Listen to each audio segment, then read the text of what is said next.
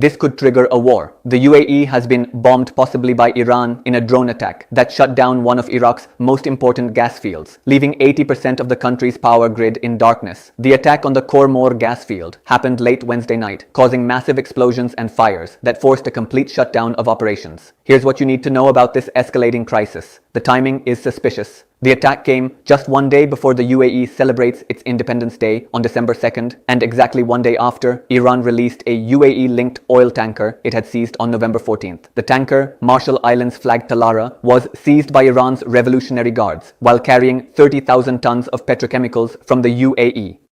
But this isn't the first time. The same gas field was attacked in 2024, killing 4 workers. Now, no casualties have been reported this time, but the damage is catastrophic. The Khor Mor field is operated by UAE-based Dana Gas and provides 3,000 megawatts of power to northern Iraq. Local officials blame Iran-backed militias for the strike. The US is already involved. President Trump's special envoy to Iraq, Mark Savaya, said armed groups operating illegally and driven by hostile foreign agendas were behind the assault, promising they would be tracked, confronted, and held accountable. He urged Iraq to swiftly identify and prosecute those responsible. Kurdish authorities have accused Iran-backed groups of targeting energy infrastructure to pressure the Kurdistan regional government and undermine US-linked projects. The attack completely halted gas supplies to electricity stations, leaving Erbil and Sulaymaniyah provinces without power. Meanwhile, Iran and the UAE have long-standing territorial disputes over islands in the Persian Gulf, and this attack could be Tehran's way of sending a message to Abu Dhabi. The question is, will the UAE retaliate directly against Iran, or will they let the US handle it? Could this spark a regional war at the worst possible time?